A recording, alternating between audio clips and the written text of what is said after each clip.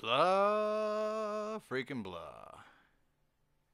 What's going on, guys? It's Eric Blah, freaking blah. Thank you for joining me. I've missed you. Have you missed me? Welcome to all the new subscribers. Thank you for joining us. I appreciate all the comments and all the kind words that I've gotten.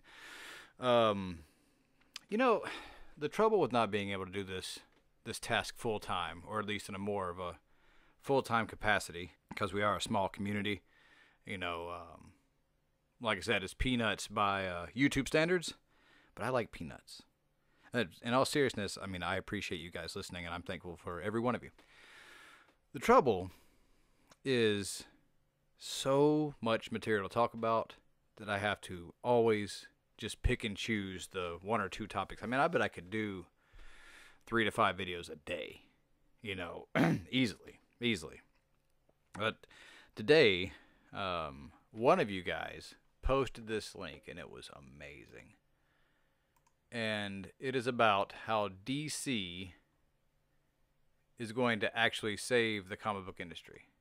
And unlike Marvel, when they claim they're going to do something for the industry, they actually have a plan to back it up and not just surface level hype to maybe get that flash in the pan. DC is going for the hot embers that burn for a long time. Marvel has been sustaining itself on flash in the pan monies for way too long now. And I personally think, and I am not a Marvel guy, I'm not a DC guy, I'm a good stories guy. Like I've said it before, I'll say it over and over, that if you relegate yourself to one or the other, you're missing out on some good stories. Well, you know, generally, Marvel's having kind of a tough time of it right now, but I think, like I said, I think that the DC Comics is poised to take the crown from Marvel. I think that we're really close to seeing this happen, and maybe happen for a while. With their steady climb up and Marvel's steady decline, I've been looking over the numbers. If you've ever wondered how you can look up the comic book numbers for yourself, go to comicron.com. That's comic, H-R-O-N, comicron.com. And they show you the monthly numbers that they aggregate from Diamond Distributors, who is the monopoly. They are the ones that distribute the books. And every month you can see the top 300 books, comic books for the month, and you can see the top trades as well. So you can get behind, you can get around the hype yourself by actually checking out the hard numbers. And I've been looking it over, and past couple of years, I look back and I realized that a lot of Marvel's taking of the majority of the market share, they have been successfully doing by creating a glut of books.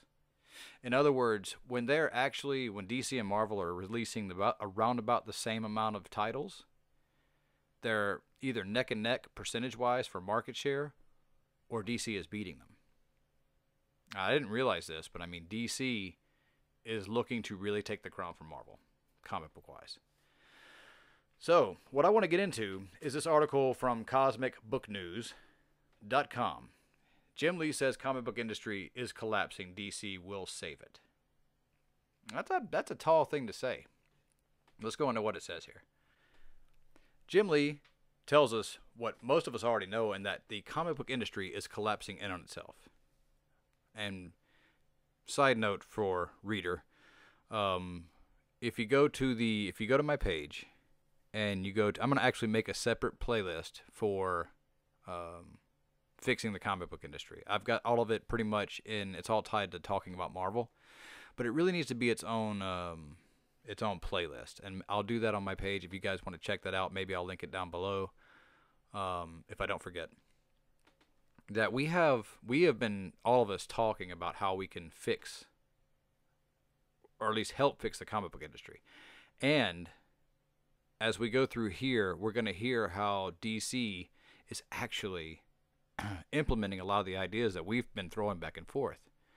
Does DC listen to this channel and take the ideas and make it work? No. But it's a nice thought. Movie pilot reports on the DC Comics Comic-Con panel featuring DC co-publishers Jim Lee and Dan Didio. How do you guys pronounce that right? Didio? We have to stop the collapse of the comic book industry, Jim Lee says, with the article noting DC has a plan to save it. DC, listen to this channel. Read these comments. Jim Lee is stating that the quote isn't correct. However, it really doesn't change what follows in the rest of the article. And Jim Lee, it has a tweet from him. For some reason, a quote is being attributed to me about the comic book industry collapsing. News sites might want to check their sources. So that's an update. Update number 2 for this is the original quote comes from a transcript from the Comic-Con panel that Newsarama attended. Screen grab here. Dunk. We have to stop the collapse of the comic book industry, said Lee. Original article continues. How DC Comics plans fixing the industry includes making the comics matter first. It's reported DC will no longer take second stage to the movies, but that the comics should be where fans first meet these characters. Wow, imagine that. Comic books have become the second or third way to meet characters like Batman and Superman, and we want to change that, Didio says. One plan DC Comics has is to make more of what they call quote-unquote evergreen stories, which are stories that never grow old and stand the test of time, with Alan Moore's Watchmen as an example, or Frank Miller's The Dark Knight Returns. I've always been a big fan of Crisis on Infinite Earths myself. That's the writer, not myself.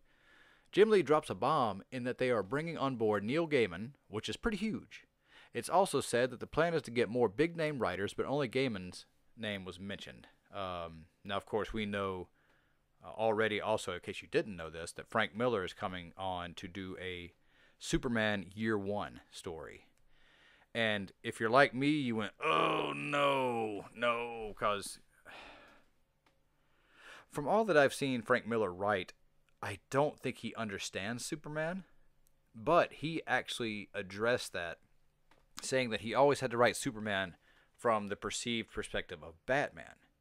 He's always wanted to tell a Superman story that was Superman as the good guy from Superman's perspective. And so that gave me hope. That gave me hope that Frank Miller may push aside the cynicism a bit and actually tell a true story. A good story of a good man who is a good superhero. I think that'd be great. So that's going to be a big one, I think, too. The article notes, Jim Lee explained that they want to give their creators a challenge to tell the best Superman story, the best Batman story, the best Justice League story. Imagine this. This is really... We are here. This is what we have to say. How many people think that this should be obvious? It shouldn't have to be said, but, there it is. And, I don't think Marvel's saying it. Regarding why the comic book industry has been collapsing, the blame lies on both DC and Marvel. So says the article. DC relaunched back in 2011 with the New 52, which at first was a huge success. We read and reviewed every single issue and liked about 95% of the titles. However, things started to fall apart by the 4th or 5th issue of just about each title. Now, you guys can tell me if that's true or not. I really wouldn't know. It became clear there was a vast editorial interference, and there was even interference from the movie studio. Legendary creator George Perez complained about Man of Steel execs interfering with his Superman. I did not know that. That would be kind of agitating, especially considering their take on the Man of Steel. Fans resisted the changes, and DC has since gone back to the originals, and at the same time is launching new and fresh stories and characters such as their Dark Matter Initiative and Dark Knight's Metal. Yeah. Likewise, for Marvel Comics, they took a turn for the worse when Axel Alonso became EIC Editor-in-Chief in 2011. It's a bad year for books. Pertinent to Cosmic Book News readers is that Alonso butchered Marvel Cosmic, canceled Nova and Guardians of the Galaxy, and the complete Dan Abnett and Andy Lanning line, the titles that inspired the new multi-billion-dollar Guardians of the Galaxy franchise. Wolverine was killed off. Fantastic Four was canceled, which, reader's note, that I don't know that that's Alonso's fault. That's, what's his face? That's, the billionaire that bailed Marvel out in the 90s, whose name is escaping me right now. Hooray for show prep. But, so, not going to lay that at his feet, because I think that was that other guy's. Is his He was the one responsible for the pissing contest with Fox. Okay, so under Alonso, has also seen Marvel Comics replace their core characters with politically correct versions, and titles have seen relaunch after relaunch with tons of variant covers. Marvel has since started to return to the fan-favorite characters. Not really. And hopefully it's not too late. It should be said the downfall of Marvel Comics should also be blamed on Marvel CEO Ike Perlmutter. There he is! That's the guy. That's the guy. That's the guy. He's responsible for the Fantastic Four. His creative committee, which consists of Dan Buckley, Alan Fine, Joe Quesada, and Dan Buckley. Wow, Dan Buckley must have some real experience here. Proofread, boys. And to a lesser extent, head of Marvel TV, Jeff Loeb. Ruined Nova and canceled Avengers Earth Mightiest Heroes. Earth's Mightiest Heroes? Corporate stooge SV. Their words, not mine. Corporate stooge SVPP Tom Brevoort, VP of Marketing David Gabriel, and former Marvel Comics editor turned head of Marvel Animation Stephen Wacka regularly harassed fans at message boards and butchered Nova and Guardians of the Galaxy as well. Hey, you get the impression that the writers of this article might have a bone to pick. So the writer goes on to say, I've been covering the comic book news for almost 10 years, and I like what DC has to say. Hopefully, they can give the comic book industry a much-needed punch in the gut. So it looks like Jim Lee has been. This is a new take on this. There, he's saying that they misquoted him for saying that.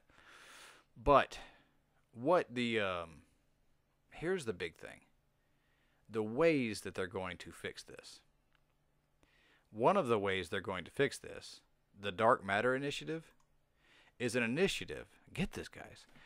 They are going to set up a separate universe to establish new, separate characters and give them a chance to succeed or fail on their own merits. Can you believe it?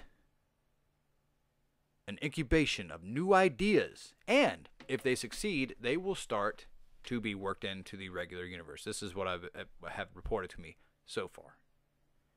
Imagine that. Marvel? You know, I think at this point, Marvel is just, I think pride is the only thing holding Marvel back now. And because they know they're steering the ship towards the iceberg, and they are not course correcting out of sheer pride at this point. Because they will be the Johnny-come-latelys. They will have to mimic the fix that DC made to right their own ship. I personally think. So, what else? Oh, and they also made a big note about how they're going to keep the prices for their new books at $2.99. Now, this is not to the degree that we have been talking about, newsprint at about $1.50, but they are pushing to keep it at $2.99. Keep it $1 a book cheaper. That is going to give them an edge. Now, it's not the edge that I think that they need, but it is happening. So my hat goes off to DC right now because I think they really get it. Marvel is just determined to not be the Johnny-come-lately and just do what needs to be done and nuke these stupid characters that nobody cares about that are copies, politically correct, SJW copies of the established characters that everybody cares about. Because let's go on record here, guys. Let's not be afraid to say this.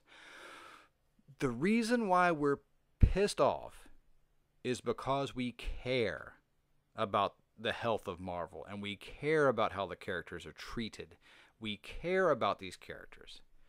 If we didn't give a crap, who would be saying anything? I mean, we're not here, Marvel Comics staff. We're not here to troll you. I know some troll, it's fun, but I mean, you know, I'm not going to get into that right now. It's not about trolling. It is about wanting to see you succeed and see the characters that have been established for decades be treated respectfully and be given stories and art that are worthy of the characters. We care, okay? That's why we do this. So, I think I'm going to pretty much stop here. I think this has been well said enough. I am proud of DC. I was in Walmart the other day, and if you guys ever go to Walmart, keep an eye out for this around the, you know how in this Walmart, the like the Pokemon cards and all that knick-knacky crap. They're all put in a little section up front, or with the baseball cards or whatnot. At our Walmart, DC actually has the old comic bags that have 3 books in them for $5, and recent books. So they are actively trying to get their stuff in the stores, get the issues in the stores for a fair price. Now, it's not newsstand, but it is a step. And I'll tell you what, guys, if you see this at your Walmart, buy one, buy 2, because there are, multiple packs that have 3 different issues in them. And the reason why is this: this isn't to support DC, though it would. This is to get Walmart's attention. If Walmart sees these metrics go up, they will ask for more. If they ask for more, we will get more. The public will get more. It will draw more attention to it. So you sell more, and then they want more.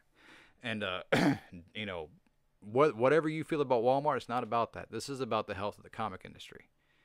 Like I said, we've talked about in previous videos, and if you've not seen those, I encourage you to go watch those. For the ones of you who are still here with me, go watch the previous videos where we've covered a lot of topics on how to fix the comic industry, and I will make that playlist on my channel tonight, just for ease of watching. But there are a lot of things that we can do, and I see DC making the moves, and Marvel is just determined not to. It baffles me. It utterly baffles me. But anyway, guys, love you, mean it. Thank you for watching. You're awesome. I've got a ton of stuff that I want to try to get to you guys, a ton of ideas. Maybe one day, crossing fingers, the subscription base will be at the level where I can do this at least on a full part-time basis. But until then, I appreciate every one of you listening. Thank you. And if you're new here, please subscribe. Join us. And, like and share the videos, because that's a huge support. I thank you. And don't forget, when you hit the subscription button, hit the notification bell. Because apparently YouTube thinks when you want to be notified of a video, subscribing isn't enough. You want to be notified of the notification, and please hurry before they decide to add a hammer beside the bell, so that when you subscribe and you tell them you want to be notified, so you'll have to hit the hammer so they hit the bell, so it tells you to be. Anyway, you guys are awesome. Thank you for listening again, and I will see you on the next one.